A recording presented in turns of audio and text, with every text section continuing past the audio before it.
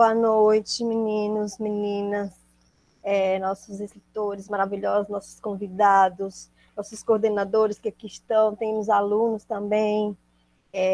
Que honra, mais uma vez, a gente ter mais uma gebiana convidada, como participando aqui, que eu tenho muita honra também de participar desse mundo, né, da GEB, junto com a nossa presidente, que é a nossa convidada de hoje. E antes de... Eu queria ler, que eu escrevi algumas palavrinhas sobre a nossa convidada para apresentar para vocês, a nossa amiga, a nossa querida escritora Annalise Ribeiro. Annalise tece na vida e na poesia cada fio de palavra que nos ajudam a viajar literalmente por cada palavra bordada que sai de seus versos, fazendo com que possamos enxergar o mundo com outros olhos. A poeta produz e borda histórias que, embora sejam fictícias, deixam marcas muito agudas de que a vida é muito mais complexa do que se pode imaginar. Ela faz e deixa questionamentos sobre si mesma, usando uma linguagem simples, mas carregada de metáforas, deixando o leitor atento a cada palavra que diz. Annalise, mexendo com o nosso imaginário, traz em seu texto algo que nos faz pensar sobre ela e sobre nós mesmos. Ao exemplo disso, tem um pequeno trecho de um fragmento de um poema dela que diz: sou apenas um espectro de mulher caindo no infinito. Um turbilhão de questionamentos fura a minha carne e a minha alma, ratificando este enorme ponto de interrogação que tenho sido. E ainda não satisfeita, Annalise se vê diante do espelho, acessório indispensável em nossas bolsas, pois através dele conseguimos enxergar mais longe quem somos. A título disso, temos o poema Autorretrato, lindíssimo, maravilhoso, que eu só vou ler um trechinho, que diz: olho-me e não me reconheço. Em que espelho fiquei? Em que retina estagnei? A professora e cronista, poetisa, Annalise, ela é natural de Santa Inês, vive hoje em dia em Santa Inês, né? Tem 6 livros publicados. Ela é presidente e coordenadora da AGEB, Associação Brasileira de Jornalistas e Escritoras. A maioria de nós não somos jornalistas, né? Nós somos autoras também, na qual eu também faço parte. Ana tem também participações em várias antologias, inclusive ela é organizadora de 2 que eu tenho aqui em mão. Essa aqui é Toda Forma de Ser Mulher, né, organizada por ela, e o outro mais recente, que é esse aqui, porque escrevo, esse livro aqui é digital, né, ele está digitalizado nas plataformas, e eu tenho ele em mão, que a gente imprimiu, encadernou bonitinho, fez uma impressão bem legal, para a gente guardar com carinho, né? E aí, continuando, Annalise não se deixa intimidar pelos obstáculos do dia a dia, ainda que com uma vida atribulada, ao mesmo tempo, deixa claro que ela está aqui. E como hoje ela está aqui, gostaria de dizer, parafraseando um seu texto: você é o sol, que mesmo distante clareia meu dia, nosso dia. Traz não só um fio curto, mas vai nos encher de muita alegria. Seja muito bem-vinda. Fique à vontade para falar, mostre o seu trabalho, todo o seu talento. E aí, em seguida, a gente entra com alguns questionamentos que a plateia aqui virtual possa estar fazendo, se deliciando com esses seus belos textos. Bem-vinda, amiga. Ligue seu microfone, por favor.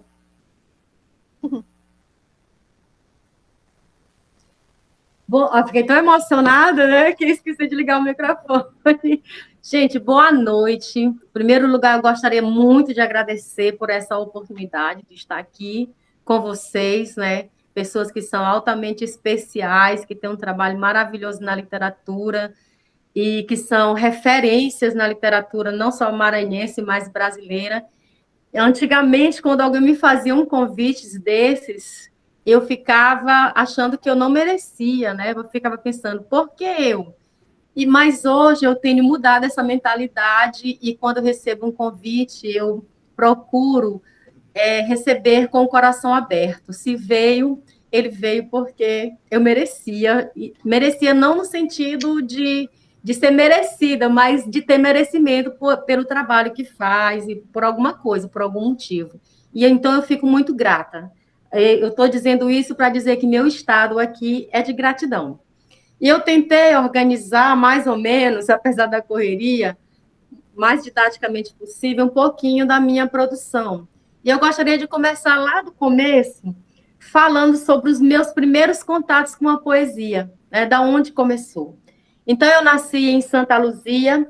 A minha infância ela foi embalada por músicas folclóricas, brincadeiras de rua, como roda, cair no poço, dizer quadrinhas, convivência com outras crianças e principalmente com a minha avó materna, a dona Nenê, que me contava histórias fantásticas que me faziam tremer e emocionar. A minha avó, ela vendia café no mercado. E sempre depois da feira, ela comprava um romanço, como ela chamava, a literatura de cordel.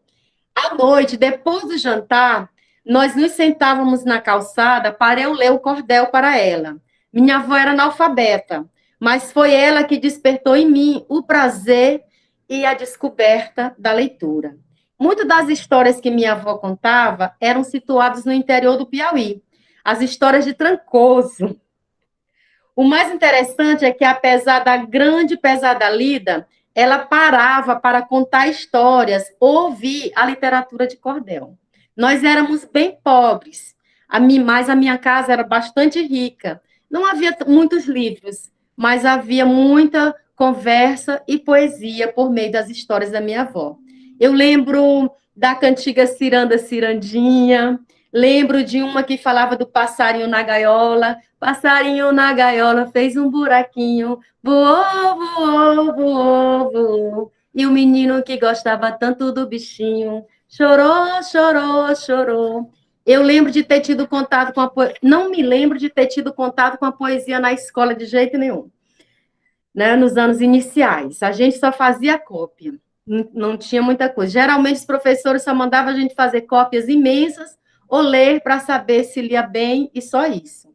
O lúdico, o belo, o gostoso, que falávamos e cantávamos com prazer, vinha das cantigas de roda, vinha das histórias da minha avó. Era uma maravilha repetir. Hoje é domingo do pé de cachimbo, cachimbo é de ouro, bate no touro, o touro é valente, bate na gente, a gente é fraco, cai no buraco, o buraco é fundo, acabou-se o mundo. E a gente rimava as adivinhas nas trovinhas populares, nas parlendas, cantava ciranda, ouvia a minha mãe cantando cantigas de niná para os meus irmãos mais novos. E é bom lembrar música, canções como Se Essa Rua Fosse Minha, O Cravo Brigou com a Rosa, Eu Atirei o Pau no Gato.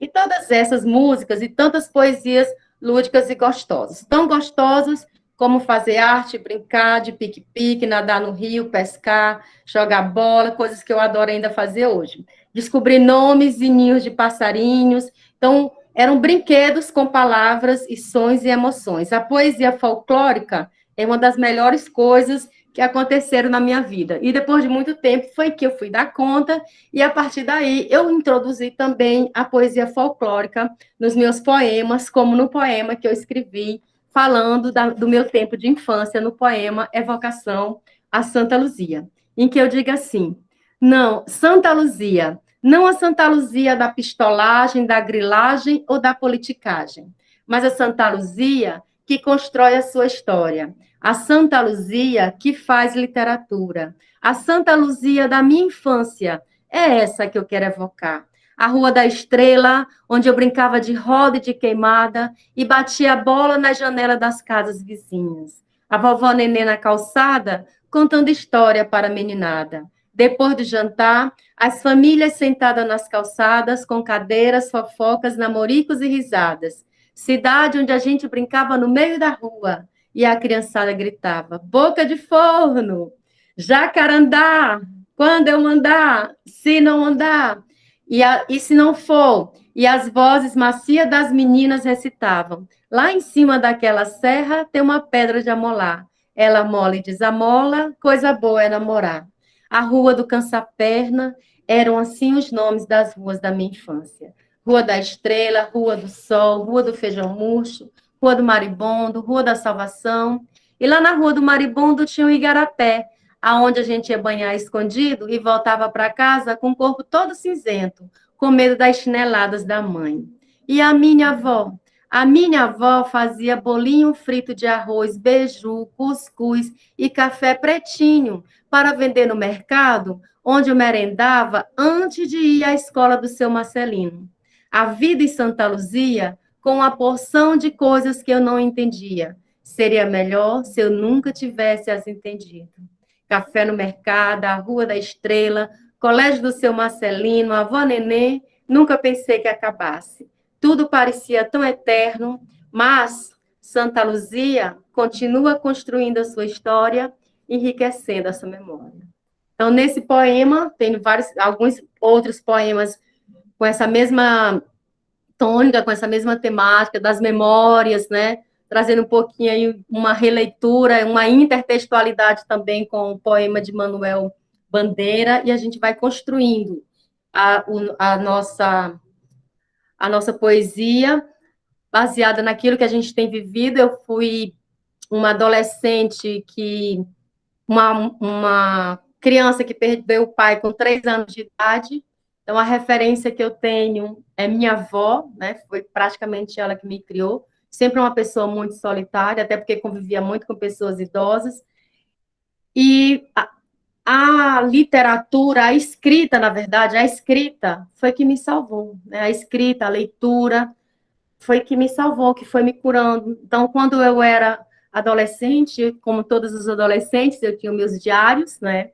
Escrevia, comecei a escrever sem conhecimento teórico, né? Mas ia escrevendo, construindo. Tanto que meu primeiro livro são textos mais pueris, mais simples, que são textos que eu escrevi na adolescência, sem um conhecimento teórico suficiente, que nunca é suficiente, né? A gente vai construindo isso ao longo da vida da gente. Meu primeiro livrinho, Conversa de Alguém que Sente. Né? Então, são poemas bem pueris, simples, de construções bem mais simples do que agora, né? Agora a gente já tem feito alguns estudos e a gente vai, pouco a pouco, melhorando o trabalho, né? Com a linguagem, com a língua. Mas a minha produção literária, porque o objetivo é falar um pouquinho sobre isso, eu fiquei até um pouco preocupada, porque falar da própria produção literária parece que é meio complicado, porque as outras pessoas, às vezes, enxergam na produção literária da gente coisas que a gente, no momento, não se apercebe. Mas eu digo que a minha produção literária é dividida em três partes, assim, que a minha poesia está dividida em 3 partes assim, importantes. A primeira é a questão da minha relação comigo mesma, a relação da mulher com a sua existência. Então, eu tenho muito essa temática do eu lírico feminino, né? O eu lírico feminino que vive diversos momentos de epifania, as coisas vão se revelando na vida, que na verdade, é o eu lírico feminino que representa praticamente todas as outras mulheres, né? Uma mulher que se percebe numa realidade complicada, que precisa tomar uma posição, que precisa sair dessa condição, mas às vezes não tem coragem, né? E o eu lírico, mas também ao mesmo tempo tratando de temas universais como a solidão, o envelhecer, as relações familiares, né? Os poemas mais intimistas, uma mulher que o seu interlocutor é ela mesma, que dialoga consigo mesma. Como a gente pode ver aqui, como a Linda bem falou, né? Olho-me, não me reconheço. Em que espelho fiquei? Em que retinas estagnei? Minha face fadigada busca a face animada. Meus lábios tão sedentos já não sabem o que é alento. Minhas mãos ásperas do tempo buscam tuas mãos ao vento.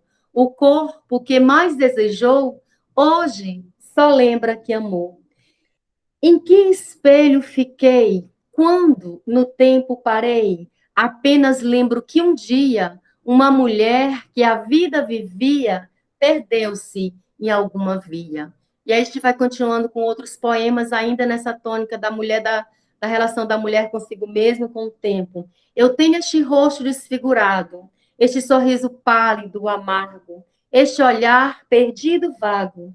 Tenho estas mãos enrugadas, estes braços lânguidos, estas pernas flácidas, estes pés rachados.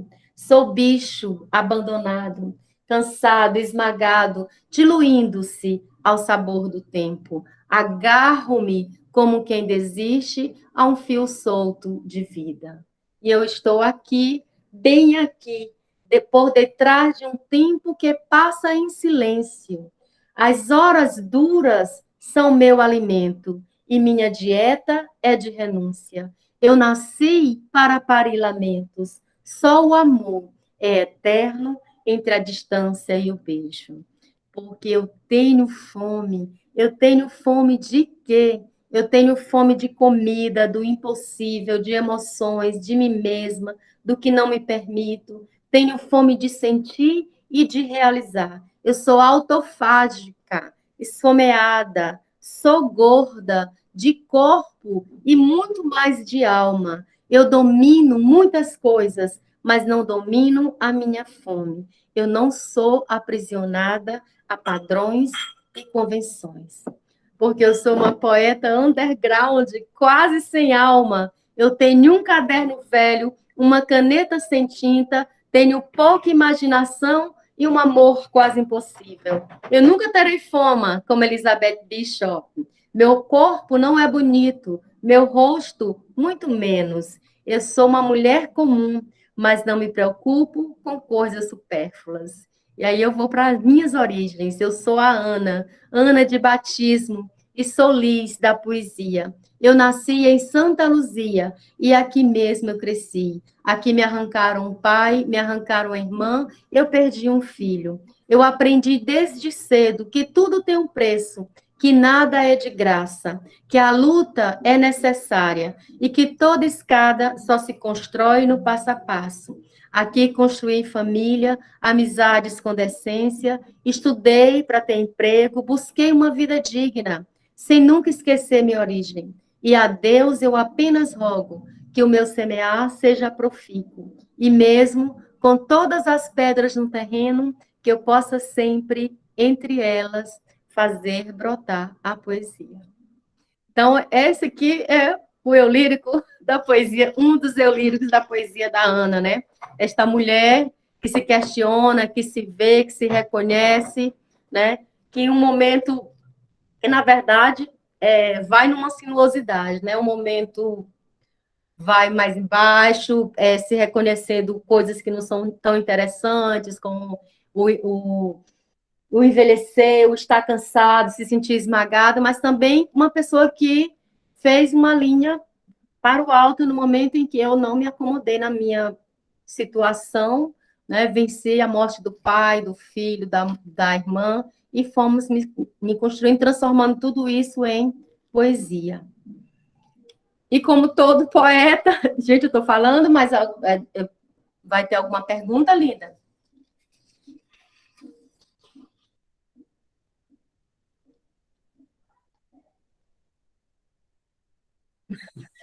Pode continuar, maravilhoso. Daqui a pouco a gente E como mais. Todo poeta também, né, a gente... Tem bastante tempo. Né? Então, como todo poeta também tem aquelas angústias sobre o próprio ato da escrita, né? A questão, os metapoemas, né? O fazer poético, né? Como que eu faço, como que isso reflete na minha vida. Então, também tem alguns poemas, alguns metapoemas. Tem um que eu vou ler aqui para vocês, eu escolhi 3 aqui, que falam um pouquinho dessa minha relação com o fazer poético. Um diz assim: eu escrevo e peno, e a pena se empenha em letárgico rimar. Escrever, penar, seguir, é minha sina ou minha lida, não sei. Quando peno, escrevo, e a pena me alivia a pena de viver no escrever. Quando escrevo, peno, e a pena comigo pena, na lida de fazer da dor um poema. Então, nesse poema aqui, esse é o lírico que fala um pouquinho sobre a sua escrita, quando está em período de sofrimento, com sofrimento escreve, mas também que sofre, né, para poder fazer o poema. Outro poema meu que fala sobre essa relação com a poesia, saber o que a poesia representa na minha vida. Não sei se é na poesia que se vive ou que se morre. Não sei se a poesia me salva ou me condena, me esgota ou me transborda. Não sei se na poesia me edifico ou desmorono. Não sei se ela me exorciza, me possui. Não sei se ela é mistério, é sobrevivência, é morte, é ressurreição. Só sei que viver é estranho, escrever é mais estranho ainda. O texto original eu coloquei estranho mesmo, porque tanto a vida quanto a poesia, no meu entendimento, causam um certo estranhamento nessa coisa que a gente tem que estar direto refletindo. E aí, a poesia, para mim, também é telúrica, né? Nasce da minha terra, das minhas raízes, porque a gente precisa, como todo bom poeta, falar do chão em que pisa. E no poema eu digo assim: não faço verso de modismo, tampouco para alta casta. Meu verso nasce povo, derramo o azeite de babaçu e as águas do Apuá. Meu verso é um cofo de devaneios, é a cesta da avó Neném, levando beiju e esperança. É o cabelo branco debaixo do torso que conta histórias de Trancoso. É a calçada de redondilha cantada na boca da meninada. Não faço versos de ricas imagens, pouco conheço da teoria literária. Meu verso nasce desajeitado, só que ele nasce com alma.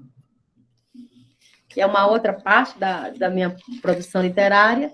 E, claro, né, como também a gente não pode deixar de falar da parte da sexualidade, da feminilidade da mulher, né? E tem alguns poemas também que a gente trata dessa temática, como nos dois poemas que estão aqui. Um que diz assim: tudo que vem de ti é poesia. O teu nome nos meus sonhos, o teu perfume na minha pele, o teu beijo quente e macio, as tuas mãos como ave de estio. E para ti me despi e te dei um coração, e toda a minha vida, e vivo a te esperar, porque em um instante contigo, meu corpo é fogueira, brasas estalam-se no meu peito desvairadas, respiro com a violência de um incêndio, e este instante de vida é enorme. E o outro poema: então, meu bem, tu não sabes que estou sempre linda, louca, de lingerie vermelha, a esperar por ti? E te espero sempre à tardinha, nesta hora de mágico cansaço, para que me prendas em teus braços. Lembro o sabor que tinha, a tua boca quente, o teu falo, os teus beijos, o teu abraço, e a tua boca insana na minha. E assim nós vamos passeando por várias temáticas. E com relação à minha produção, meu primeiro poeminha de poemas mais pueris, e eu coloco que na minha produção literária há um divisor, né? Então, eu escrevi o Disperso em Verso, que já foi quando eu já tinha terminado o curso superior, e escrevi Retalhos de Lis. Deixa eu ver aqui, onde é que está o Retalhos de Lis? Escrevi o Retalhos de Lis, né? E aqui eu já me atrevo um pouco na crônica também, além da poesia. Vou me lançando aí nesse universo da crônica.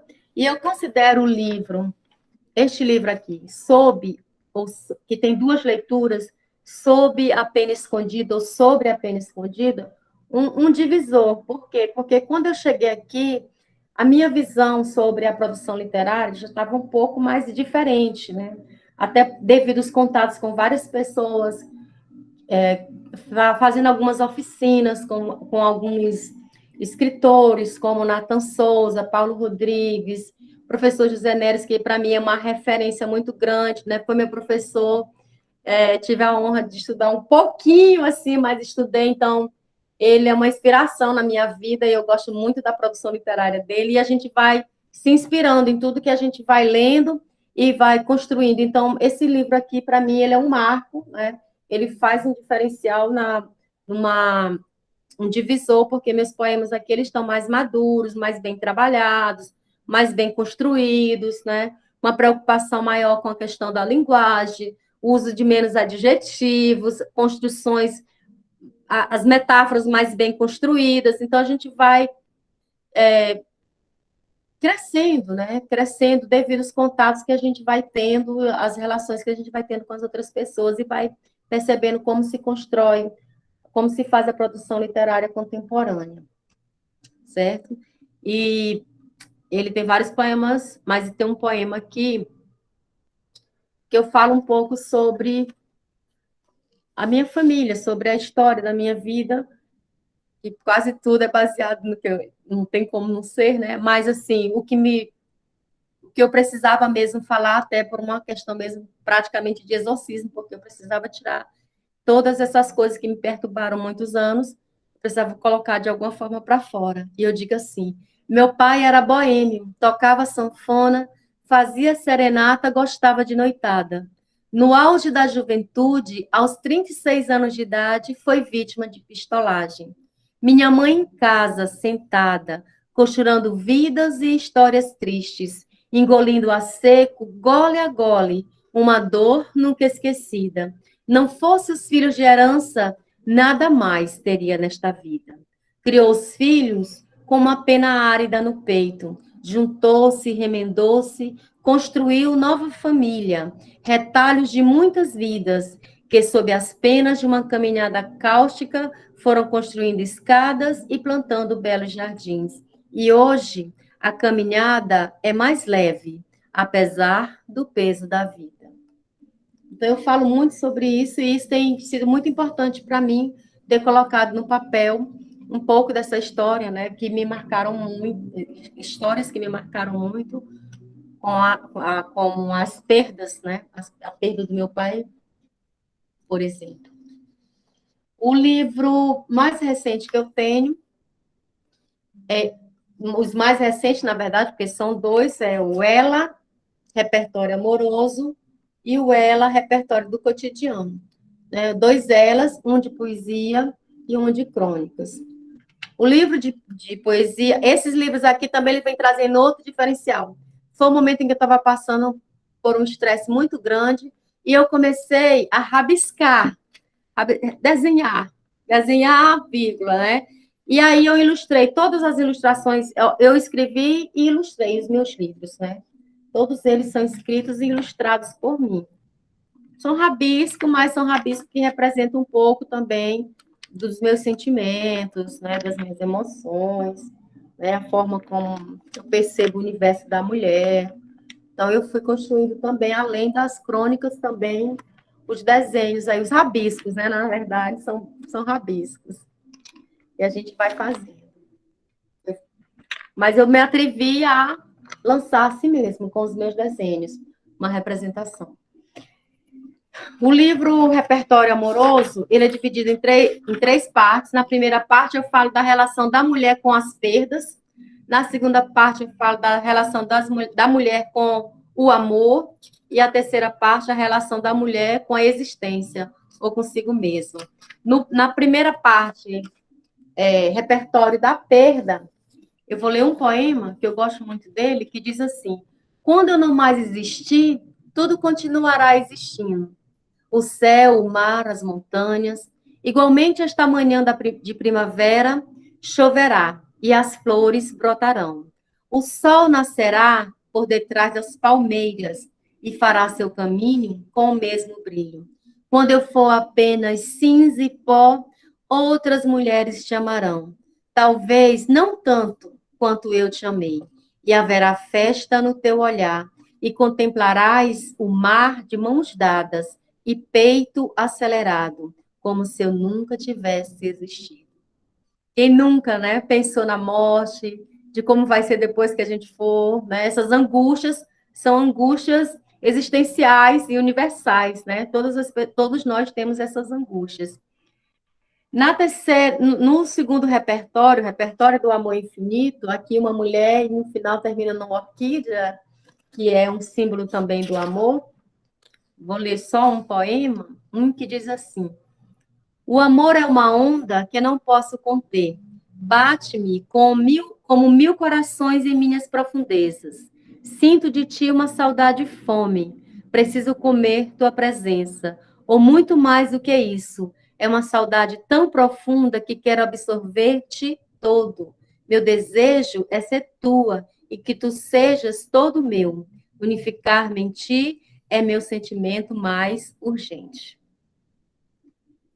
E na terceira parte, que é a relação da mulher consigo mesma, a relação da existência. Aqui eu tentei desenhar uma mulher encobrindo aqui a parte sexual, porque a gente ainda tem, as mulheres ainda têm muito esse problema, né, de falar da sexualidade, e aí essa mulher mais timidazinha, porque ainda tem muitos tabus entre as mulheres. E tem um poema que eu digo assim, que é noite, e o quarto está escuro, como escura estou. Olho o espelho na escuridão, shot de tequila, seios flácidos, face envelhecida. Penso na luta e no amor não vivido. Preciso rir de mim. A escuridão é uma realidade necessária. Tanta coisa já me aconteceu na escuridão, ainda que houvesse sol. O sol é a sanidade que já não tenho. Ando cansada e mutilada pela mão de um amor inacessível. Não há bondade entre semelhantes, tampouco entre os diferentes. Há misérias e suicídios. Deito-me, conseguirei dormir? Então, mais uma crise existencial na poesia da Ana. E aí, partindo para a produção da crônica, também falando mais do universo da mulher, a relação da mulher ainda consigo mesma, suas relações amorosas nem sempre tão interessantes, né? Os relacionamentos ainda cheios de abusos, né? E vamos construindo essa prosa. E esse livro, ele começa com uma crônica bem pequenininha, mas que traduz um pouco do meu fazer literário e da minha vida. Que diz assim: faz de conta que é poeta para não sucumbir às desilusões. E aí, nesse livro, ele é um livro que tem um poema aqui, ou melhor, tem uma crônica aqui, que ela é bem pequena, e que eu gosto muito, porque ela vai trabalhar um pouquinho da autoestima da mulher. E ela diz assim: acordou cheia de energia, foi ao cabeleireiro e à manicure. Seus cabelos lisos os queria agora com ondas, como o mar, e com uma cor mais ousada, tal qual o tom vermelho nas unhas. Voltou para casa, pôs uma roupa mais sensual, um salto alto e ousou também na maquiagem. Trocou o batom nude por um tom mais forte. Partiu, sem olhar para trás, segura de si, afinal tinha um encontro. Chegou ao local com os cabelos esvoaçantes e passos firmes. Sentou-se, pediu seu drink preferido. Quando olhou para frente, abriu um largo sorriso ao contemplar no espelho a sua melhor companhia, ela mesma. Então, essa crônica é um pouquinho, né, para elevar um pouco a autoestima e saber que a nossa alegria, a nossa felicidade só depende de nós mesmos, e o espelho sempre presente aqui, né? Mas também temos crônicas de que a mulher fala um pouco sobre essa vida monótona que leva. Ela se levantou, lavou o rosto, penteou o cabelo com as pontas dos dedos, vestiu um vestido qualquer e foi batalhar. Há muito não se olhava no espelho, temia não se reconhecer, sabia-se doente, não fisicamente, mas de uma doença que lhe tomava a alma. Vivia em um poço fundo, tinha um andar felino, sempre à espreita, mas para não perturbar outras pessoas. Vivia apartada da vida e sentia-se aprisionada. Pensava em falar, mas quem a escutaria? Preferia o silêncio, que combinava com a sua alma.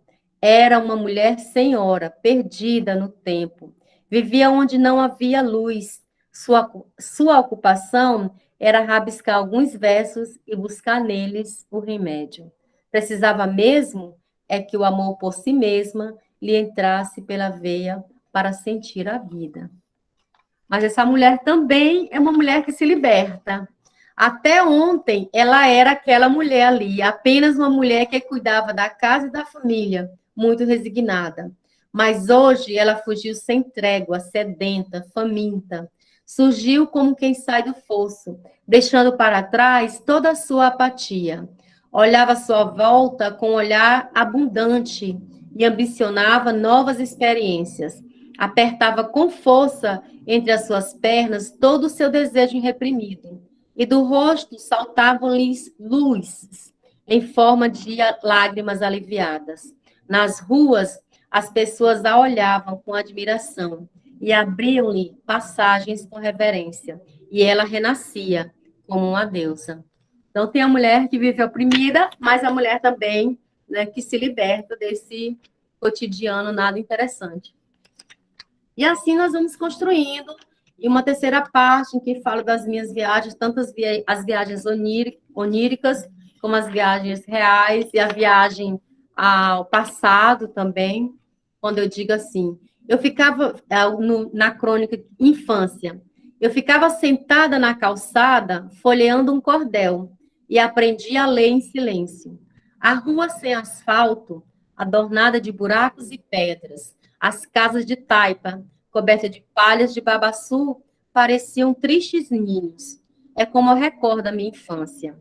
As outras crianças brincavam de roda e sonhavam com a vinda do Papai Noel. Mas eu só queria aprender a escrever para enviar uma carta para o meu pai, não Noel. E assim vamos. Alguma pergunta, gente, que eu estou falando aqui, eu não sei se eu estou nem sendo coerente, né? Com a minha fala. Maravilhosa! Maravilhosa! Eu passo para a Dino, né, Dino? Você começa a ver aí quem já está na fila, tem umas filas aí já para perguntas. Depois a gente fala. Eu nem falei das antologias. Isso, né? Bom, gente, agora nós partimos para um outro momento, né? Esse bate-papo agora com a poetisa Annalise Ribeiro. E então a gente vai fazer o seguinte procedimento, né? Levantar a mão para a gente fazer, então, as perguntas, né? Perguntas, comentários, indagações, enfim. Estão abertas, então, as inscrições para este bate-papo, então, com a escritora Annalise. Aí eu começo, né, perguntando para a Annalise, né, e logo em seguida... Sâmia, você está inscrita? Que ela levantou a mão bem antes, eu não sei se está inscrita. Ela está, Dino. Está? Está. Então, tudo bem. Então, eu vou passar, então, logo a ela, tá? Passa logo a Sâmia e logo depois para a Wanda Cristina, tá? Depois eu pergunto, então, tá, Annalise? Vou seguir a ordem, então, aqui. Então, Sâmia, a palavra é sua. Acho que ela não está ouvindo, então eu passo agora para a Wanda Cristina, então. Primeiro dizer que foi um encantamento estar aqui, né, ouvindo Annalise, porque quem conhece Annalise sabe da profundidade do trabalho dela dentro da literatura do Maranhão, ela que veio lá de Santa Luzia. E o meu encantamento, quando a gente pensa em Bakhtin, quando ele fala das vozes, né, eu vejo em Annalise essas vozes.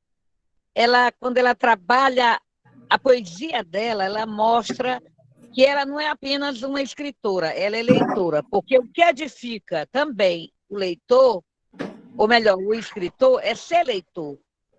E ela demonstra isso dentro do trabalho dela. Então, minha pergunta para a Annalise é o seguinte: Ana, você que tem não simplesmente edificado a literatura do Maranhão com a sua poesia, mas também o faz como uma mulher que é uma presidente de uma associação como a GEB.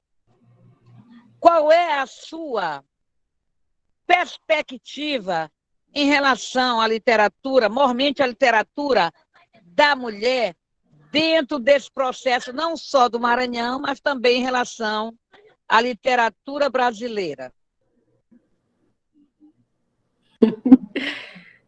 Wanda, eu gostaria de agradecer. A Wanda fala maravilhosamente bem. Eu gosto de ouvir esses comentários do ponto de vista teórico.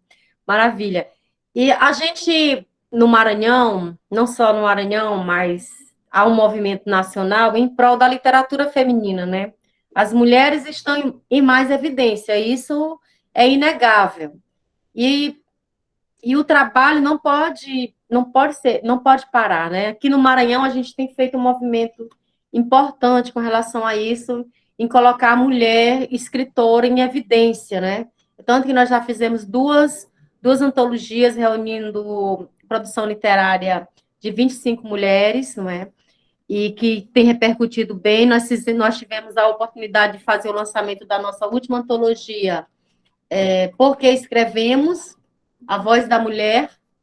Nós tivemos a oportunidade de fazer a feira, aliás, de fazer o lançamento da antologia na Feira do Livro de Lisboa, um evento internacional maravilhoso. Nós agregamos a literatura a outras artes, como fizemos agora recentemente, e agregamos a literatura ao bordado e criamos a exposição, né? A Voz da Mulher através do bordado, né? A Associação do Bordado e da Literatura, e tivemos a oportunidade também de participar de um evento internacional da Universidade Federal de Tocantins e a Universidade Estadual do Maranhão, em que nosso trabalho teve em exposição.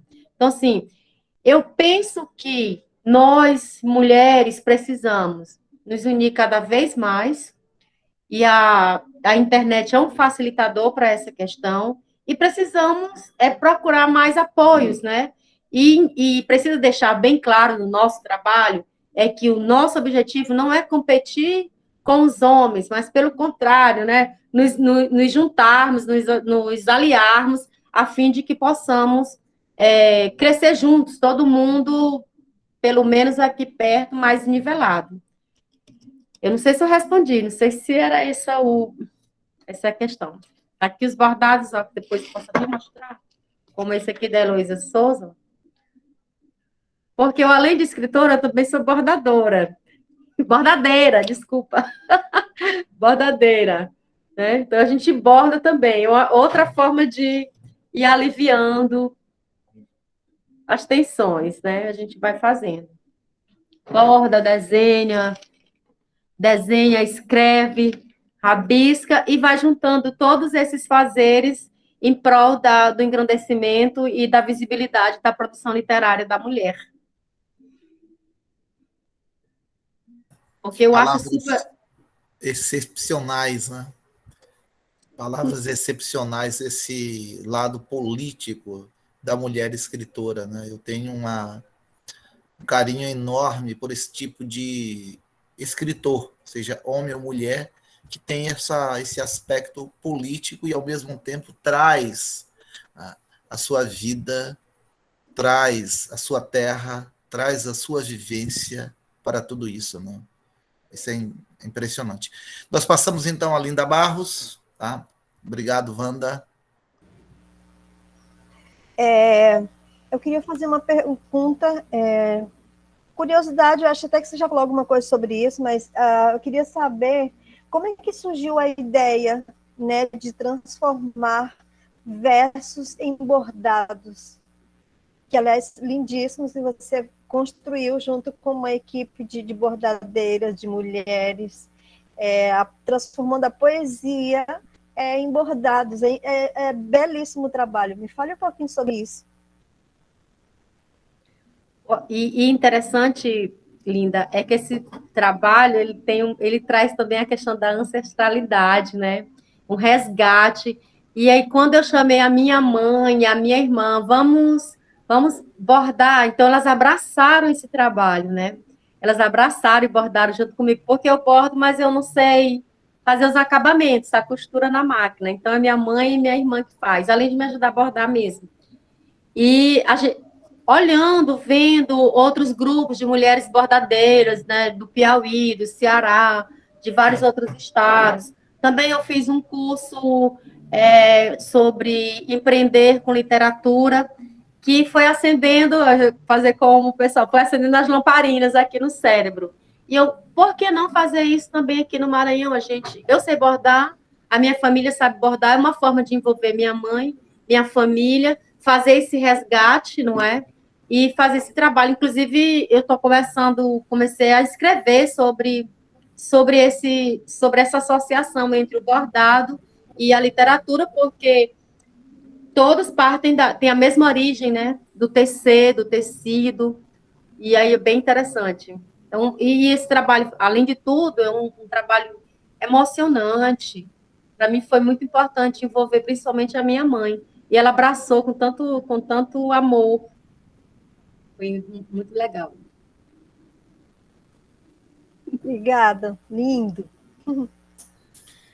Annalise, né? Que maravilha ouvir essas palavras, né?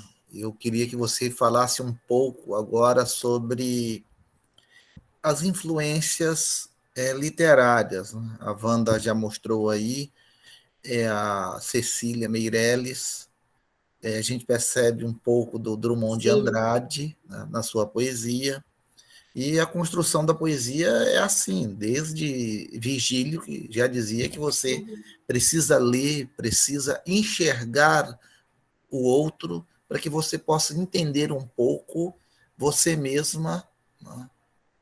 E daí, então, materializar esse sentimento, né? Esse pensamento, essa reflexão em poesia. Então, eu queria que você falasse um pouco agora, você falou da sua avó, sua mãe, da sua terra, mas eu queria que você falasse um pouquinho sobre essas influências, em que momento, né? Eu digo de trajetória literária, esses poetas, você falou um pouquinho ali dos cursos que você fez e tal, mas em que momento os escritores foram chegando até você e você foi, através deles, compreendendo um pouco melhor esse fazer poético e que poetas, além da Cecília e do Drummond? Uhum. Então, sou uma pessoa que gosta de ler, obviamente, né? Sendo escritora e professora, eu não posso fugir à regra. Então, eu leio de tudo. E, assim, eu vejo dentro da minha produção literária a influência desde lá do trovadorismo, passando por todas as escolas literárias que existiram até agora, né? E a gente vai sempre, em todas as escolas literárias, tem um ou outro autor que a gente vai lendo e que vai nos ajudando a inspirar. E, assim, dos poetas, eu gosto muito de Flor Bela Espanca, me reconheço muito em Flor Bela, em Cecília Meirelles, né? Em Drummond, em Manuel Bandeira. E, ultimamente, eu tenho lido muita produção literária contemporânea.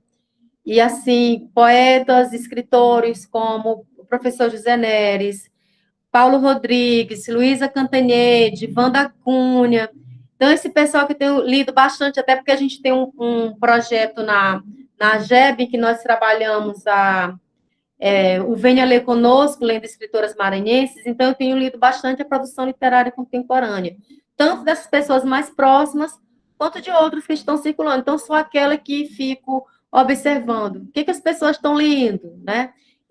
Quais são os textos que chamam mais atenção. Então, esse pessoal todo eu leio, certo? Como a Riane Leão, que é uma contemporânea que eu gosto muito, o Paulo Henriques Brito, também eu gosto da produção literária dele, vários outros.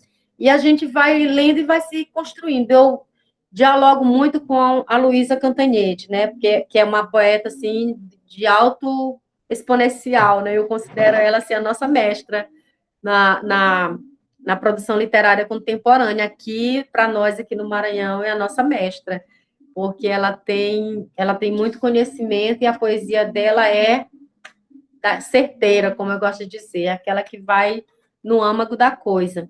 Então, eu leio de tudo e vou lendo, o que eu não gosto eu vou descartando, mas ultimamente, eu tenho lido muito a produção literária contemporânea mesmo.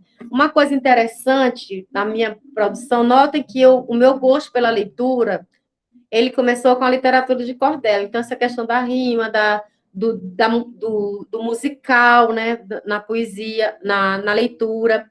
Eu tive muito contato com textos, com livros de lendas, né, lendas de várias regiões do país. Então, eu era poder aquisitivo bem baixo, era pobre mesmo, mas eu sempre tive muito contato com livros, então eu fui aquela criança que ouvi muito Chico Buarque, Caetano Veloso, Belchior, né? Maria Bethânia. Então, eu cresci ouvindo essas músicas. Mesmo criança, eu ouvia isso com as pessoas com quem eu convivia. Então, tudo isso influencia muito na minha produção literária. Esse mundo todo, esse universo todo de contatos. E eu me sinto muito agraciada, porque quando eu comecei a escrever, o meu fazer literário era muito solitário, porque eu não conhecia outros escritores, né? Nem escritores, morando no interior do Maranhão e tudo. Quando o meu contato com algumas pessoas já foi já na universidade, e logo eu publiquei meu primeiro livro sem muito contato, e a partir do segundo ou terceiro contato, do terceiro livro, foi que eu comecei a ter contato com outras pessoas, aqui na região, como o Paulo Rodrigues e o Carlos Denilson, o Gilberto Barros, que foram 3 pessoas, assim, muito importantes na questão de eu melhorar a minha produção literária, né? Que eles sentaram mesmo comigo, mostrando onde eu devia melhorar, né? Onde eu devia melhorar os textos. E aí, depois, com o tempo, eu fui à AGEB, quando eu assumi a presidência da AGEB, que foi uma coisa que me causou um estranhamento. Quando me chamaram para ser presidente da AGEB, eu fiquei pensando, eu, aqui do interior do Maranhão, quase que eu agia como o personagem do conto do Monteiro Lobato, um homem de consciência. Logo eu. Mas foi interessante porque eu conhecia, nesse período, eu conhecia poucas pessoas em São Luís, né, onde se centraliza mais as escritoras. E aí foi com a AGEB, assumindo a AGEB, foi que eu consegui ter contato com mais pessoas, né, do meio literário. Foi uma coisa que me favoreceu bastante e eu sou muito grata por isso. Por todas essas pessoas maravilhosas que fazem parte da AGEB, que ajuda a gente, que, na verdade, que eu acho muito interessante nas associações, principalmente aqui na AGEB, que é onde eu convivo, é que a gente se constrói junto, né? A gente vai se construindo junto. Né? Ninguém fica para trás, todo mundo, ninguém solta a mão de ninguém. Obrigado mesmo. Eu passo agora a palavra a Dileci Adler. Olha, Ana Liz, essa mulher maravilhosa, é uma poesia, né? Ela já é um pouco... E ela sabe que eu sou fã do que ela escreve, do que ela faz, do trabalho, da dedicação. Realmente, estar à frente de uma AGEB aqui no Maranhão não é fácil, porque é um trabalho novo aqui. O Maranhão é uma coordenadoria nova e abrange poetas de várias cidades. Mas, mesmo assim, ela consegue aglutinar, ela consegue fazer... Acredito que nós temos uns 3 anos, né, Ana Liz, de AGEB. 3 anos. Esses 3 anos já foram organizadas 2 antologias, né? E sem contar outros projetos que eu acho muito interessante, ajuda a lembrar o nome, que uma lê o poema da outra. Ana. Venha Ler Conosco, conhecendo escritoras maranhenses. E apesar de ser 2 agebianas, mas a Ana Liz, ela faz uma análise inicial das 2, né? E fala dos poemas das 2. Ela tem assim, um trabalho muito primoroso, dedica muito... E eu adoro a poesia dela, porque eu até coloquei no começo que o contexto em que ela viveu, o contexto social dela, foi muito rico em estimulações, ela soube captar essa riqueza. Porque, às vezes, a gente tem um ambiente favorável, mas a gente não percebe muito, né? Então, essa sensibilidade, essa capacidade de criar, né? De embelezar, de dar uma roupagem que a poesia permite, a Ana tanto quanto bordadeira, né? É poematizadeira também. De modo que ela casa, inclusive, muito bem essas duas atividades, né? Que fica um projeto riquíssimo, lindíssimo. Ideias, ela tem demais. Acho que a da direção está baixo. Né? Mas porque assim, super ela iniciou esse processo que vem a gente, né? Da gente se ouvir, né? Uma da gente.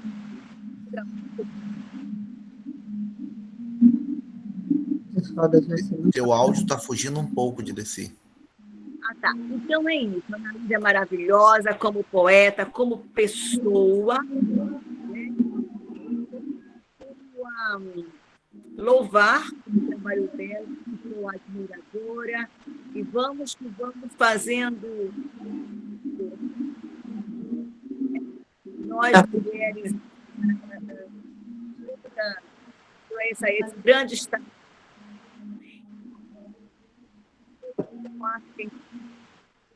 é de que o fato de você viver em Santa Luzia é maravilhoso. Você está fugindo bastante teu som. Só se você falasse mais perto. Perto. Tá. Então eu falo o seguinte, que o fato dela viver em Santa Luzia,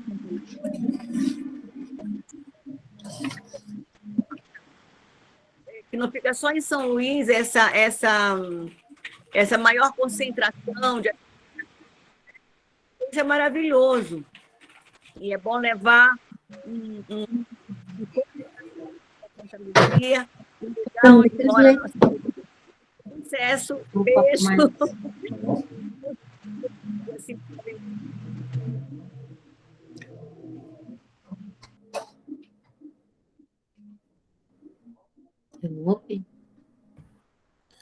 É bom, Annalise, quer comentar alguma coisa? O som da Dileci ficou falhando em alguns momentos. Eu só agradecer, né, a Dileci, pelo carinho, pela atenção, pelo suporte que ela sempre me dá para a gente, né, a força, com a experiência todinha que ela traz para a GEB, que eu acho que é isso que enriquece, a experiência de cada uma, né, o conhecimento, e ela tem muito conhecimento e muita experiência. Eu sou muito grata por ela estar conosco. Muito bem. Obrigada.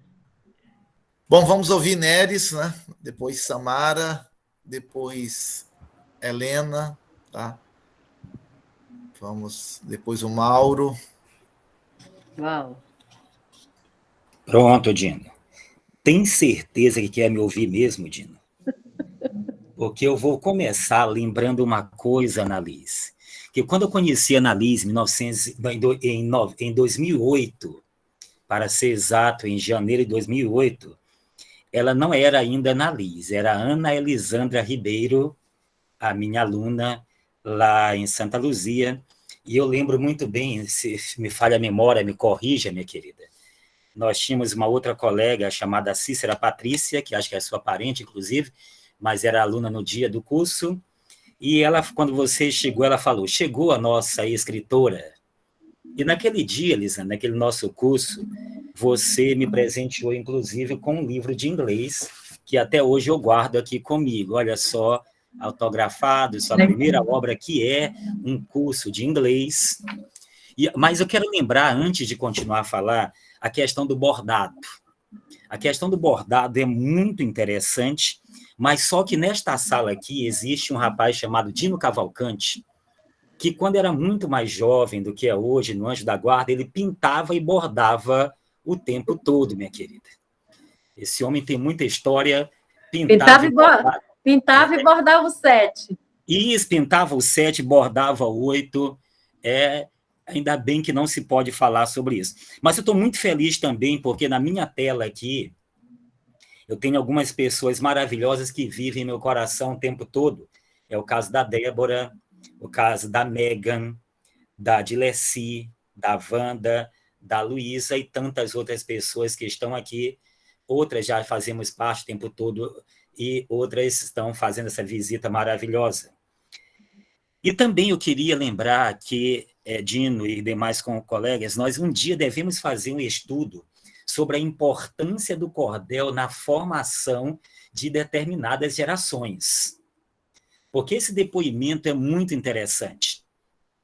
Geralmente, quase todos nós aqui viemos de uma geração anterior à nossa, os nossos antepassados, nossos avós, que eram praticamente analfabetos do ponto de vista da, vamos dizer assim, da leitura da palavra escrita, mas eram pessoas que tinham um conhecimento literário adquiridos pelo cordel, que é algo inacreditável hoje em dia. Muitas pessoas, talvez, graduadas, com pós-graduação, se colocassem frente a frente em termos de conhecimento da literatura popular com essas pessoas mais idosas, esses nossos doutores, mestres, especialistas perderiam bastante com isso. Por quê? Porque é uma formação diferenciada e uma formação que não apenas ficou com eles, mas que eles e elas, né, passaram como herança para nós. Uma herança boa.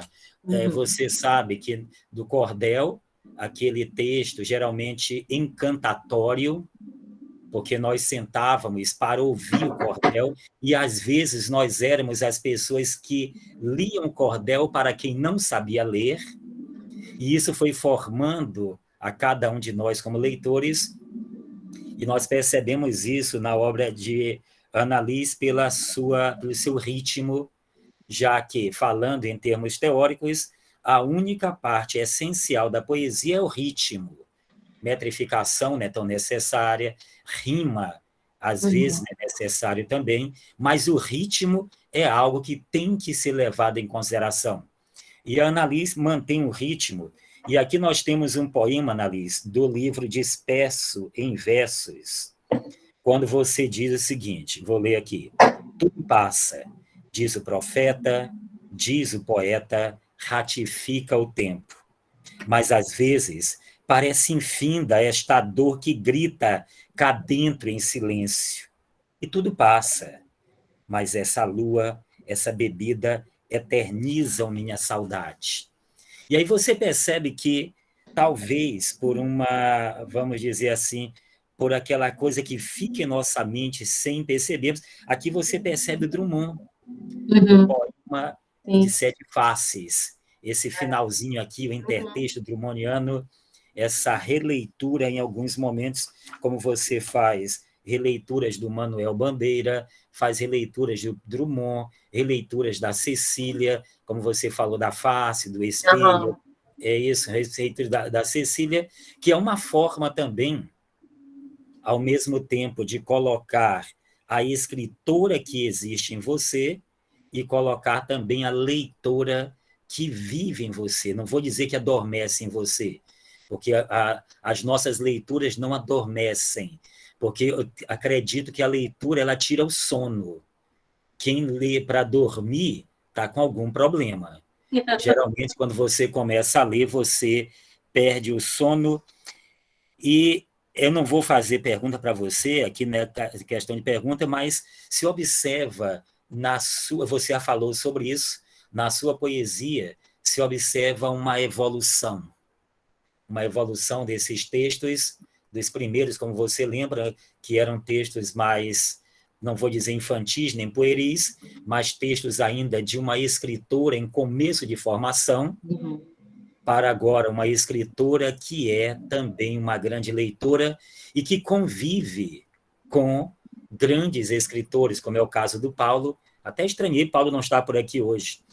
O caso da nossa Luísa, que são duas enciclopédias em termos de poesia, da Dileci, bem aqui, que tem uma grande experiência, a Wanda, de quem eu sou fã desde que eu pisei aqui nas terras maranhenses, de volta para meu rincão, e, ao mesmo tempo, nós temos essa escritora que se sobressai, criando uma, vamos dizer aqui, criando uma dicção própria. Daqui a um tempo, Dino, talvez não agora, mas daqui a um tempo, nós vamos perceber na poesia de Annalise o que nós já percebemos na poesia da Luísa Cantanhede, por exemplo, que é aquela digital, quando você pega o texto. Quem pega o texto da Luísa Cantanhede, mesmo que não venha o nome dela, nós já percebemos aquela digital, como tem a digital da Cecília, a digital do Drummond, a digital... E aí você, nessa sua humildade, porque essa sua conversa de hoje foi de uma sensibilidade gigantesca, trazendo os familiares, trazendo as suas angústias de começo, as suas leituras e o seu ser hoje. Então, é algo magnífico. Eu simplesmente, toda quinta-feira aqui, neste momento, é um momento de encantamento, quando nós aprendemos com os colegas. E, Dino, isso significa, sabe o que, Dino? Mais uma vez, nós acertamos na escolha do nosso convidado. Não é término ainda, mas, desde já, Annalise, agradeço pela sua disponibilidade e por trazer também alguns aqui, tenho a impressão que são seus alunos, né? Alguns, inclusive, os nomes eu lembro quando eu faço as lives, alguns estão lá presentes, colaborando sempre maravilhosamente bem. Então, agradeço e você está de parabéns, como todos que estiveram e estão aqui nesta noite. Tenho certeza que tiveram um verdadeiro banho de poesia, um banho de humanidade, porque a poesia é simplesmente o quê? A poesia e a arte é aquilo que nos torna cada vez mais humanos. Então, muito obrigado, e passo a palavra ao homem que pinta e borda, ou pintava e bordava na juventude, Dino Cavalcanti. Verdade, né? Bom, nós passamos então a palavra a Samara, Helena e depois ao Mauro. Samara? Olá, boa noite a todos. Boa noite, em especial à nossa convidada, Annalise, né? Esse momento que o Djalma se encaminha a completar o seu primeiro ano, né, de existência, e a gente recebe a presença da Annalise com uma fala muito convidativa. Ela representa, assim, já a poesia na fala, né? E o que me chamou a atenção é o eu lírico feminino muito forte e delicado ao mesmo tempo na tua poesia, né, Annalise? Mas eu queria, assim, uma curiosidade, né? Tu falaste dessa questão do lugar de infância, dessas relações afetivas, e eu queria saber se na tua poesia, de forma, assim, bem explícita, vem esses espaços, essas paisagens, por exemplo, lá de Santa Luzia, né? Ou desse cenário que remete ao teu lugar de origem, se isso está na tua poesia de forma, assim, mais evidente. Sim, está. Eu gosto muito de falar da minha própria terra, e está bem presente. Inclusive, eu tenho uma crônica, na verdade, não é uma poesia, mas é uma crônica, em que eu trago um pouco sobre o falar do povo de Santa Luzia, e conto um pouquinho. Ela é um pouco grande, eu não vou ler, mas eu vou ler só o primeiro parágrafo, que diz assim, ó. Há duas informações que, se solicitadas a um maranhense, é preciso saber interpretar muito bem. A primeira é: o lugar tal está muito longe? Se ele responder, é bem aí, observe o tamanho do bico. Quanto mais bico, mais longe. A outra informação é: a estrada para o lugar X está boa? Se ele disser, dá de ir, está bem boazinha, desconfie e procure outra rota. Porque foi assim que, numa tarde de domingo, eu e Sebastião nos embrenhamos em um túnel afunilado com altas barreiras e palmeiras que se fechavam em copas. Aí eu continuo contando a história, falando mesmo da estrada, do povo. Então, eu gosto muito de falar assim, de trazer para a minha poesia e para as minhas crônicas mesmo, falando da minha terra. Eu tenho uma relação muito, muito forte com a minha cidade. tanto em algumas pessoas perguntam assim, Ana, por que que tu continua em Santa Luzia? Tu já deveria estar em outro lugar, em algum centro, né?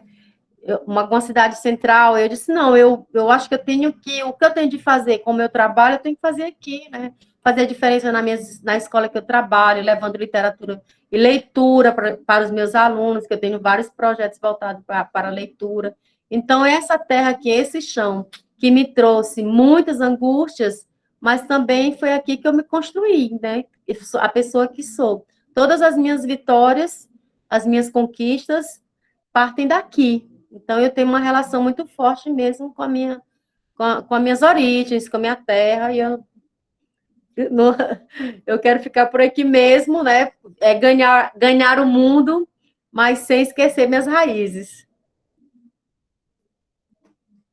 Essas palavras me deixam emocionado, né?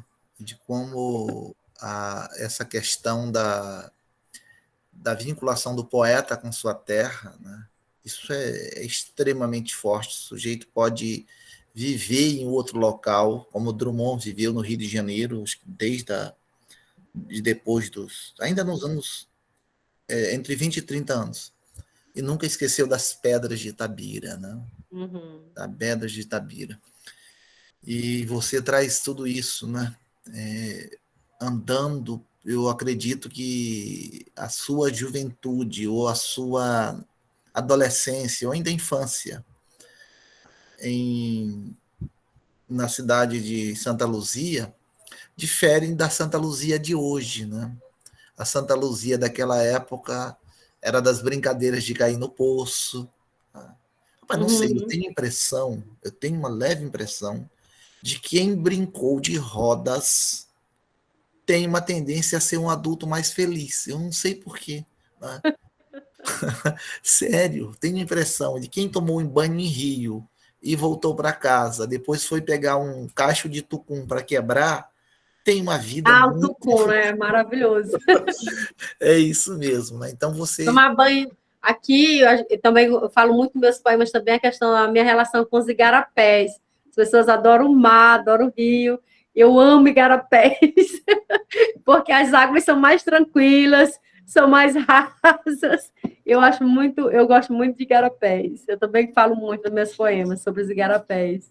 É verdade, verdade. Bom, Rebeca, tem duas pessoas na lista, né? A Helena e o Mauro, e aí depois eu passo a palavra a você, mas só queria dizer uma coisa, né? A Dileci falou em trabalho e tal, mas eu não escrevo, tá, Dileci? Então, o trabalho que você admira, alguém vai pensar aí que é produção, não.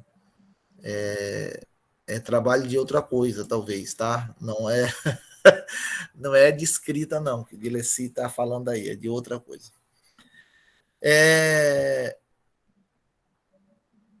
Então vamos passar logo para o diretório acadêmico, tá? Que é através da Rebeca, que é uma emoção, né, trazer aqui o diretório acadêmico de letras, né? Da pessoa da coordenadora Rebeca. Vamos, Rebeca. Oi, gente, boa noite. Eu sou Rebeca Soares, muito prazer aos que eu não conheci ainda. E muito bom rever aos que eu já conheço de algumas reuniões e das aulas também. Eu gostaria de agradecer, porque o professor Dino me encaminhou o convite, e aí a gente postou no diretório e tudo, mas eu gostaria de participar, né, para conhecer um pouco mais desse grupo de estudos. E me impressionei, é um grupo realmente muito animado, eu gostei muito da interação, e gostaria, assim, de continuar participando dessas reuniões com vocês. Eu gostaria de parabenizar a convidada, Ana Liz, meus parabéns. Eu morei um tempo em Santo Inês e conheci, pelo que você falava, conheci as ruas por andar muito pelas cidades próximas e tudo. E eu adorei muito a sua poesia, porque me lembrou muito de uma escritora também maranhense, Ana Rosário. Ela é escritora de Caxias, ela é minha tia e ela escreve muito sobre as saudades que ela sente do passado. E eu fiquei muito emocionada enquanto ouvia suas declamações. Gostaria também de convidá-los a um evento que a gente vai fazer, a gente ainda está programando, mas já deixando aqui o convite, né?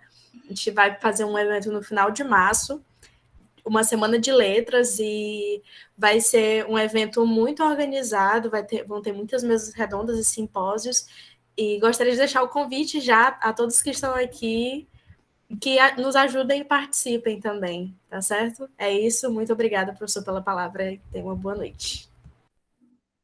Ok, muito obrigado mesmo pela presença, tá? E, pois é, Annalise, olhando o nome da Annalise Ribeiro, né? Não é dizer que veio com essa história, eu nem tinha pensado nisso, nessas coisas todas, né? Disse, não, Dino, tem que ver essa história da metrificação, não sei o quê, aquela coisa toda, tal, e eu até aprendi a metrificar, né? Mas não sai nenhum verso, né? Os versos não conseguem sair, né? E vendo o teu nome aqui, né, perfeito, né? Annalise Ribeiro, uma redondilha menor, né? 5 sílabas no nome dela, né? E uma coisa interessante, né? Daí é interessante. Essa relação com a métrica que ela fala, né?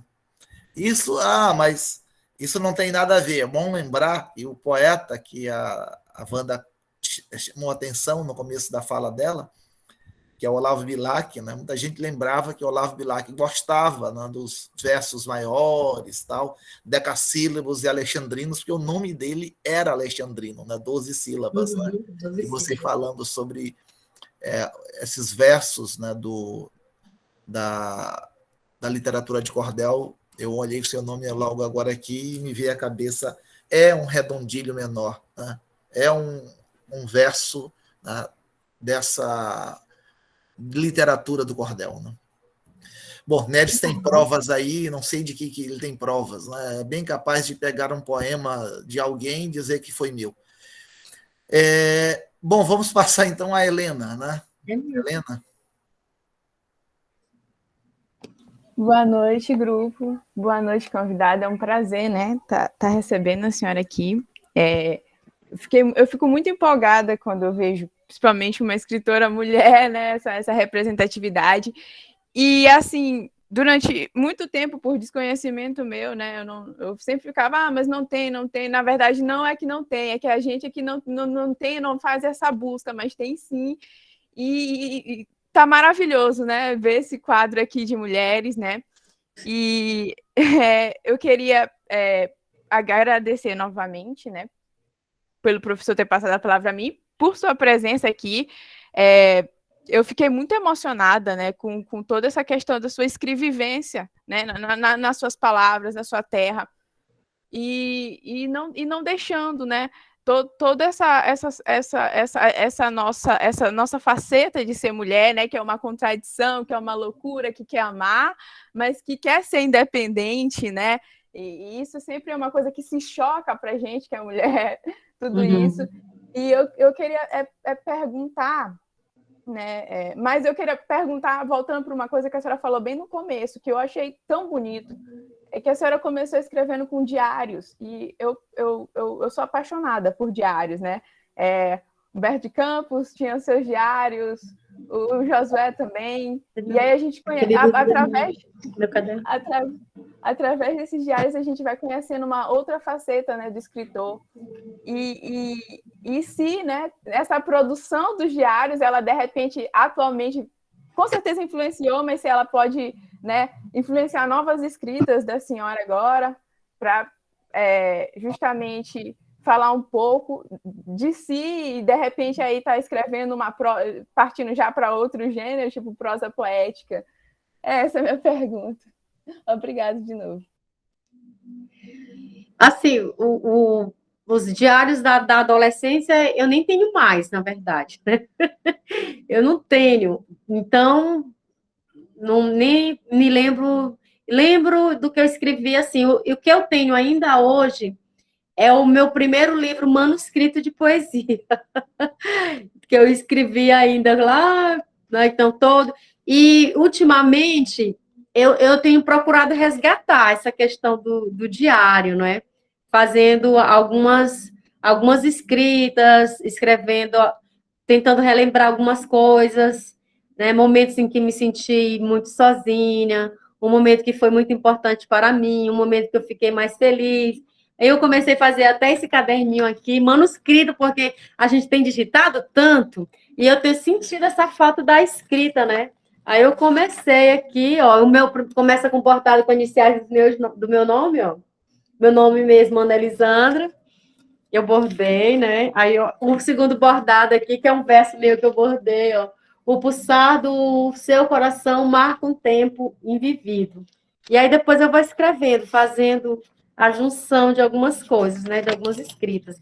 E com relação a essa coisa do escrever mesmo, manual, nesse livro aqui, o livro Ela, Repertório do Cotidiano, eu fiz um prólogo manuscrito, que está aqui.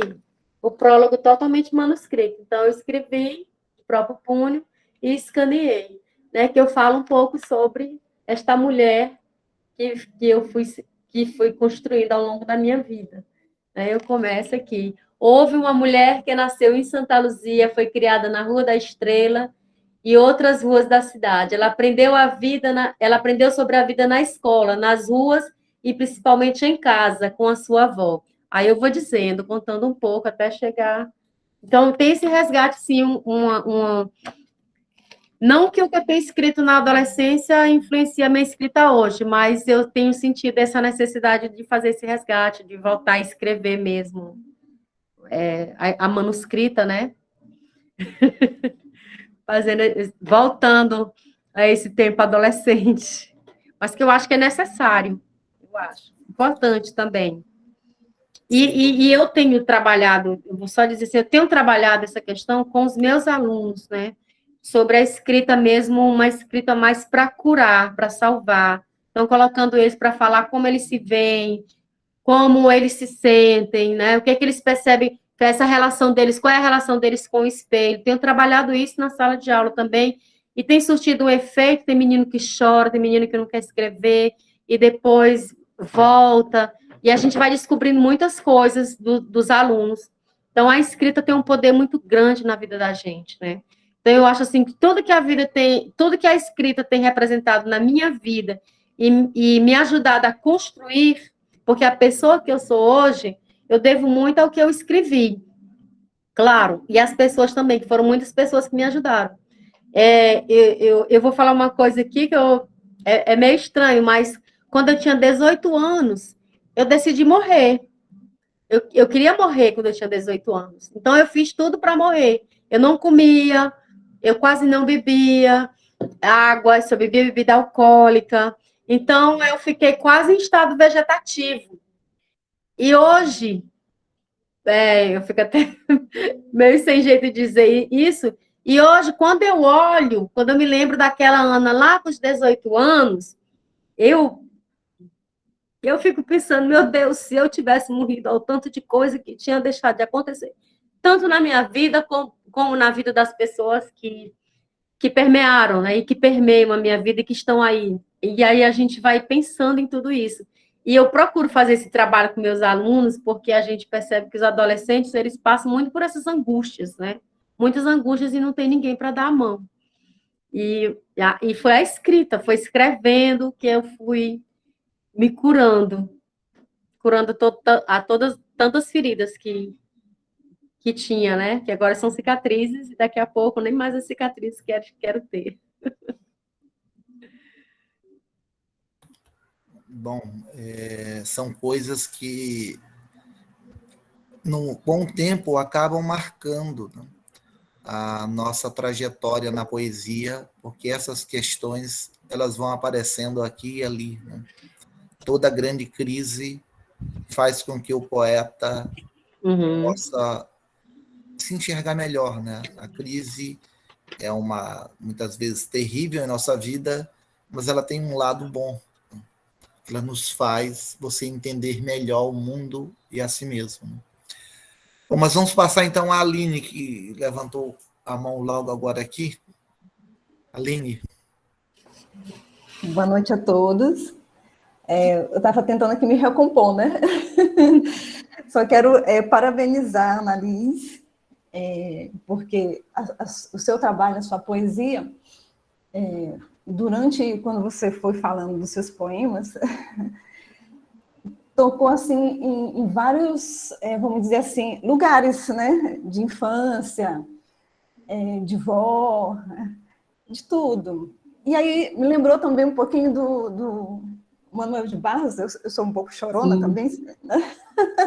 Desculpe a emoção, mas eu lembrei do criançamento do Manuel de Barros, né? Que ele fala desse olhar de criança, e também dessa parte de diários, né? Engraçado que essa semana, eu fazendo uma organização aqui nas minhas coisas, eu achei um desses diários, era a agenda, né? Era o boom do momento dos anos 90, e aí eu recopiei uma frase que eu coloquei assim: o tempo sara feridas, que mata amor, beleza, sonhos e desejos. Gente, parece assim que a sua presença aqui, como é que se diz? É como se eu tivesse também olhando nesse espelho, né, dessas coisas que vão passando e que a gente tem que resgatar, né? Então, eu só tenho a agradecer, eu estou muito emocionada pela sua obra, né? Enfim, obrigada. Nossa.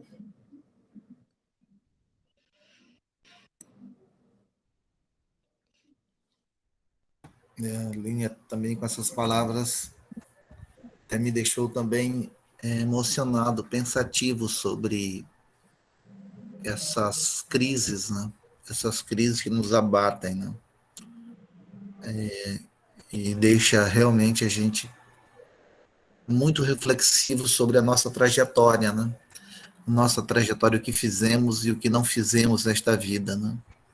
É profundo, né? Mas muitas vezes necessário recordar essas coisas todas. Bom, Mauro. Boa noite, grupo. Boa noite, Annalise. Primeiro, quero agradecer pela presença, Annalise. Como o professor Neres falou, realmente é uma fala muito humanizadora, né?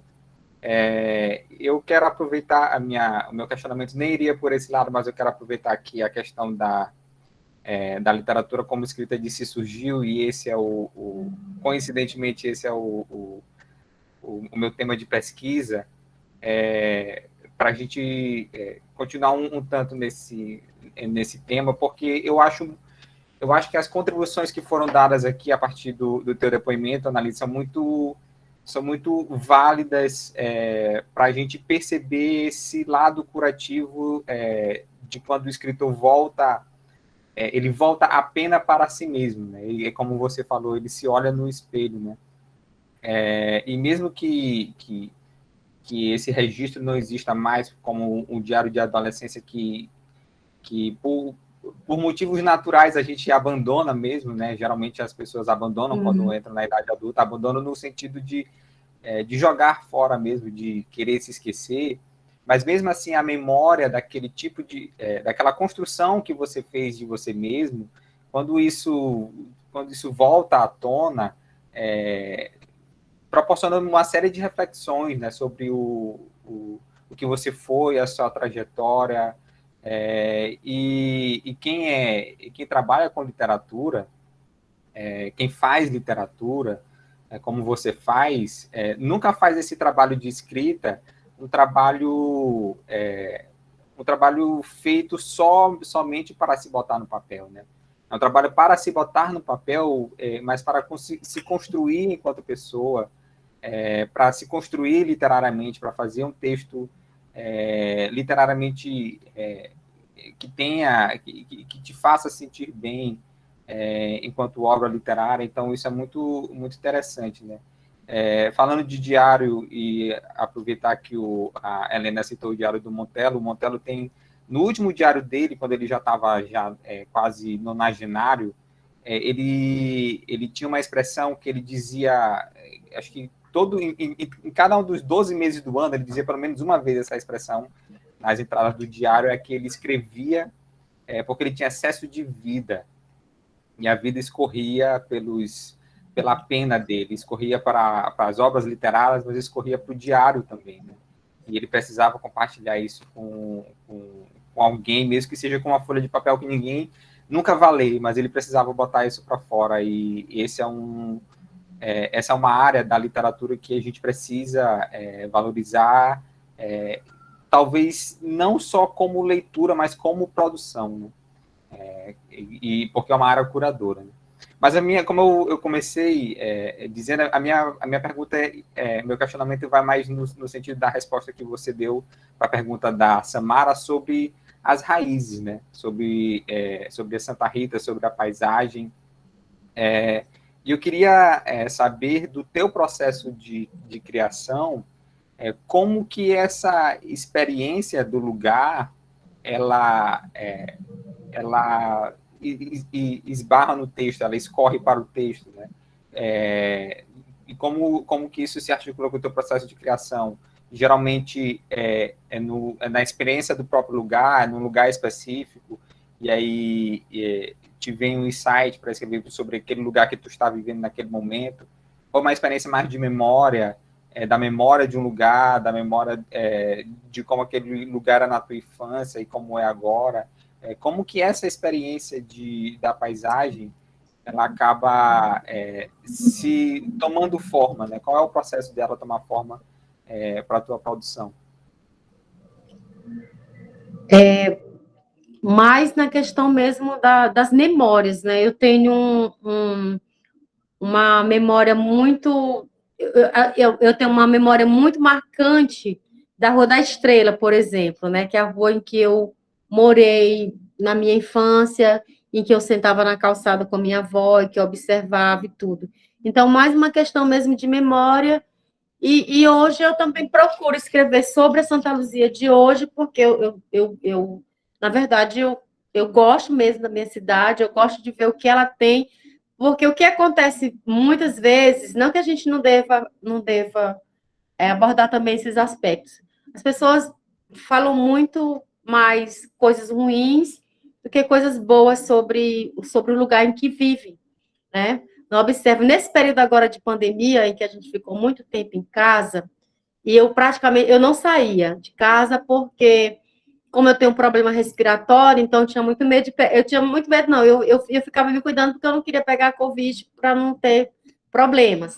Então, eu andava só pelo bairro da cidade, né? E eu fazia muito isso só aqui no quarteirão, na verdade. E eu moro num bairro que ainda tem muitas árvores, que não era asfaltado até um dia desse, e eu fazia esse percurso com os meus sobrinhos gêmeos, duas crianças de 9 anos. E nós íamos tirando foto das flores, observando. Então, eu fazia esse trabalho com eles de observar, né, o que eles viam, os passarinhos e tudo. E quando chegamos, a gente ia botar isso no papel, escrever. Inclusive, eu escrevi um poema esses 2 dias, o exercício do olhar, né? Que nós fizemos aqui no bairro. Então, vou exercitando. Uma forma também de estimular meus sobrinhos, né? Porque eu tenho um filho, mas ele já é mestre, né? Já está concluindo o mestrado na Universidade Federal do Ceará. Então, eu tenho essa relação com meus sobrinhos. E ele achou tão interessante o texto, ele gostou, e leu na escola, apresentou para a professora, apresentou para os alunos, fez o vídeo, né? Lendo e tudo mais. Então, uma forma de estimular e também de fazer com que eles percebam. E eu trabalho isso também com meus alunos, esse olhar para a cidade, esse olhar para o lugar deles. Eles passaram muito tempo em casa. Eu tenho muito aluno que mora em povoados que são bem menores do que a minha cidade, né? Vamos olhar o que é que nós temos, o que é que a gente pode falar de bom do lugar em que vivemos. Então, essa relação mesmo de memória e de amor mesmo ao lugar em que nasci. Tenho muito amor pela minha cidade. Apesar, né, de que no início, para mim, foi muito difícil, porque eu nasci na década de 70, e que aqui na minha cidade tinha muita questão da pistolagem e da grilagem. Então, eu vivi muito esse cenário. Quando eu tinha 10 anos de idade, eu estava no mercado com a minha avó e entraram 2 caras e mataram um outro cara que estava... Essa imagem nunca saiu da minha cabeça, e mataram outro cara, eu ainda me lembro ainda do foguinho azul saindo das armas. Então, apesar de tudo isso, eu ainda guardo muita coisa boa dessa cidade. E eu quero sempre poder falar. Eu tenho orgulho de dizer que eu sou de Santa Luzia. Então, eu estou nos eventos, eu digo logo, eu sou de Santa Luzia. Às vezes eu estou em algum evento internacional, alguma coisa, o pessoal... Ana, lá do Maranhão. Quando fala que é uma escritora do Maranhão, o pessoal pensa que é de São Luís. E eu faço questão de dizer, não, eu não sou de São Luís, eu sou de Santa Luzia, 300 quilômetros de São Luís. Então, eu tenho mesmo essa relação forte com a minha cidade. Eu gosto mesmo, é amor mesmo. Que ótimo. Bom, nós passamos então a palavra à Linda Barros para fazer os agradecimentos finais, considerações finais. E logo em seguida a gente passa a palavra, então, à Annalise também para fazer suas considerações finais, tá? Eu estou respirando aqui para poder falar, porque, nossa mãe, foi difícil, assim, de ficar neutra, assim, e, enfim, respirando mesmo. Que bela noite, que belas histórias que a gente escutou aqui. Eu acredito que quase todo mundo aqui foi lá no passado, na infância, muitas coisas que falarei todo, praticamente muita gente passou, né, com as histórias, brincadeiras e tudo mais, e a gente sabe que tudo isso só faz com que a gente cresça, como o Dino falou, como pessoas melhores, como pessoas mais felizes, pode ser, né? Mas, enfim, foram histórias maravilhosas. Enquanto a minha querida Annalise estava aqui, primeiro agradecendo imensamente por ela ter aceito. Quando falamos aqui, eu já mandei direto já a mensagem para ela, fazendo o convite, né? E graças a Deus ela topou já de imediato, e a gente agradece demais a presença dela aqui hoje, que foi muito rica mesmo, de histórias maravilhosas. Enquanto ela estava conversando aí, eu escrevi um pequeno texto, mais um, para a gente encerrar. Eu fiz um pequeno poema para a nossa querida Annalise. O poema chama-se Ana. E ela chegou, trazendo palavras, histórias, verdades, encantamentos, com sensibilidade e empatia, com tristezas e alegrias, recordações sonoras e fortes. Vem, menina, vem, mulher, não se cale, fale, nos encha de poesia. Obrigada. Uau!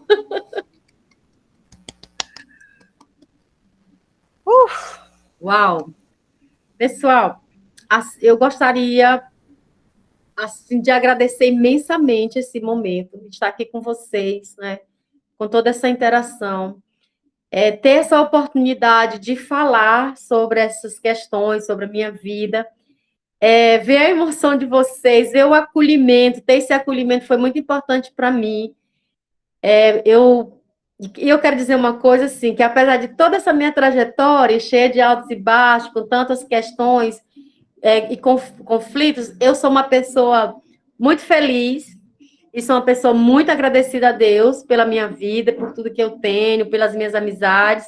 Eu sempre digo, eu tenho uma vida abundante, graças a Deus, né? Abundante porque tenho muitas amizades boas, e isso aqui é um presente muito grande para mim, muito grande mesmo, vocês não têm ideia como eu fico feliz, né, e agradecida, e como isso vai fazer uma diferença muito grande para mim.